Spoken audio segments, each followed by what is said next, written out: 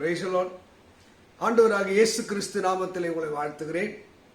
இன்றைக்கு ஏசாயா 45 அதிகாரம் 2 வாக்கியம். கோரேசை பார்த்து சொல், நான் அபிஷேகம் பண்ணின கோரேசே, நான் உனக்கு முன்னே போய் கோணலானை செவ்வையாக்குவேன். நான் உன்னை தெரிந்து கொண்டேன், வெங்கல கதவு உடைப்பேன். பல வாக்குத்தத்தங்களை இந்த கோரேஸ் சொல்கிறார். நான் அபிஷேகம் பண்ணின கோரேசுக்கு முன்பாக வாசல்கள் பூட்டப்படாதிருப்பதாக. நமக்கு அநேக வாசல்கள் பூட்டப்பட்டிருக்கிறது. செல்லும் இடமெல்லாம் நம்ம சரியா தான் போய்கொண்டு வழி கோணலாய் மாறும். இதுதான் எலியாசு சொல்கிறார், என்னை நேர் வழியாக நடக்க பண்ணின தேவனுக்கு ஸ்தோத்திரம். இன்னைக்கு அநேகர் வாழ்வு கோணலும் மாறுபாடுமாயிருக்கு. ஒரு வழி கூட சரியா போகல. பைபிள்ல சொல்லு, கோணல் என்றால் நலமில்லாத வழி. நீதிபதி சொல்லுது, கோணலான வழியிலே நடக்கிறவன் கண்டுபிடிக்கப்படுவான். ஒருத்தர் தவறா கோணலுக்கு வார்த்தை சொல்லுது, தவறாய் நீதி தவறி கெட்டவனாய் துன்மார்க்கமாய் வாழ்கிறவன் அவன் கண்டுபிடிக்கப்படுவான். இந்த கோணல் என்பது என்ன? நேர்மையற்ற வழியா. கோணல் என்பது என்ன? நீதியற்ற வழி. கோணல் என்பது என்ன? பரிசுத்தமற்ற வழி. இதுதான் பைபிள் சொல்லுது, நான் உனக்கு முன்னே போய் கோணலானவை. அவன் புறஜாதி அரசனை கர்த்தர் நேர்படுத்துகிறார், சரிப்படுத்துகிறார்.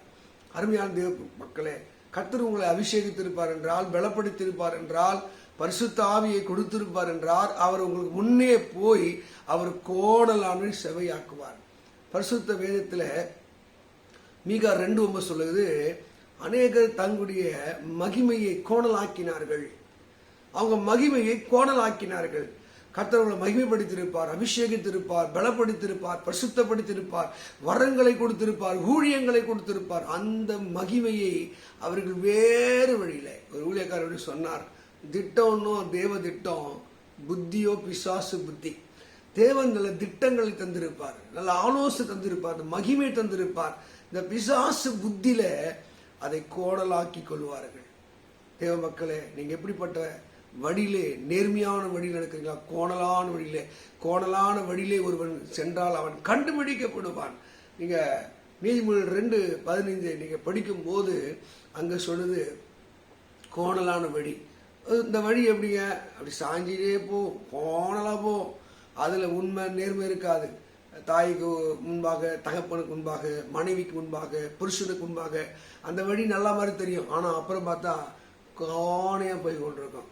நீங்க இன்னும் கூட சங்கீதம் 125:5 வாசிக்கும் போது அங்க கோணலான வழியில சாய்கிறவர்கள். நிறைய பேர் எப்படி பண்ணுவாங்கன்னா, நல்லா தான் போயிருப்பாங்க, வாழ்க்கை நல்லா தான் துவங்கும், குடும்பம் நல்லா தான் போய்கொண்டு இருக்கும். ஆனால் ஒரு தவறான பாதையிலே சாய்கிறவர்களாய் மாறுவார்கள்.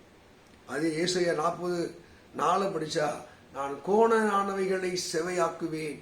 எந்த தேவ மக்கள் இறைவனை நம்பி, அவருடைய வாக்குத்தத்தை நம்பி, அவருடைய அபிஷேகத்தை நம்பி வாடுகிறார்கள், எப்பேற்பட்ட கோணலான வழியா இருந்தாலும், தாறுமாறான வழியா இருந்தாலும், துன்மார்க்கமான வழியா இருந்தாலும், உருப்படாத வழியா இருந்தாலும், அந்த மனிதன் வழியை அவர் செவைப்படுத்துகிறார்.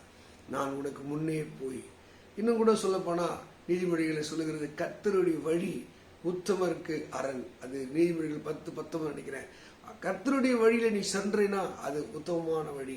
தேவ மக்களே, ஒருவேளை உங்க வழியில கோணல், சத்துருக்கள் இருக்கிறார்கள், பிசாசு இருக்கிறது, கெட்ட மனிதர்கள், கலங்காதீங்க. நீங்க அபிஷேகத்தை பெற்றிருந்தா, வல்லமை பெற்றிருந்தா, ஆண்டவர் உங்களை கோணலான செவையாக்குவார். ஒருவேளை உங்களை நலமில்லாத வழியில, நீங்க விரும்பாத வழியில, உங்களுக்கு கோணலான வழியில ஒரு சில அழைத்து கொண்டு போறாங்களா, பயப்படாதீங்க. மீகா 2:13 சொல்லுகிற, தடைகளை நீக்கி போடுகிறவர் உங்களுக்கு எனக்கு முன்பாக செல்லுகிறார். அவர் கோணலானவனை செவையாக்குகிறார், கரடானவைகளை சமமாக்குற தேவனா இருக்கிறார். இந்த நாளிலே கர்த்தர் இந்த வாக்கின்படியே உங்களை ஆசீர்வதிப்பாராக. இதெல்லாம் உங்க வாழ்க்கை கோணலும் மாறுபாடுமா இருக்கிறதோ, பிரயோஜனமற்றதா இருக்கிறதோ, வழி சரியில்லாம இருக்கிறதோ, உங்களுடைய வழி, உங்களுடைய நீதி, உங்களுடைய மேன்மை கோணலாய் போச்சோ, அதை செவையாக மாற்றுவார். ஐயா, நல்லதான் ஆரம்பிச்சேன், நல்லதான் நான் வந்தேன், ஆனா இப்ப என் வாழ்க்கை கோணலான வழியில போய் கொண்டிருக்கிறேன். என் வழி அங்க கோணலான பாதையை சாய்ந்து கொண்டிருக்கிறேன். என் மகிமை, என் மேன்மை அது கோணலாய் மாறி போனது.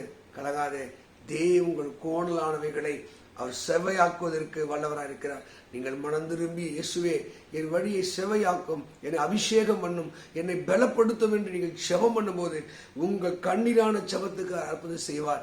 எந்த நிலைமை இருந்தாலும் உங்க வாழ்க்கை மாறும், அந்த கோணலான வாழ்க்கை மாறும். கர்த்தர் செவையான பாதையை கொண்டு வருவார். ஏசாயா 45:2 வாக்கியம் உங்க வாழ்க்கை நிறைவேறும். தேவனுடைய திட்டத்தை நிச்சயமாக உங்க வாழ்க்கையை காண்பீர்கள். இந்த பரிசுத்த வேதம் நம்ம கற்றுத்தருகிற எல்லா நீதியும் நேர்மையும் நியாயங்களும் நம்ம வாழ்க்கையில வந்து பலிக்கும். ஏசாயா 40:4 ஏசாயா 45:2 அவர் கோணலானவைகளை செவையாக்கி உங்களை ஆசீர்வதிப்பாராக. ஆமேன், ஆமேன், ஆமேன்.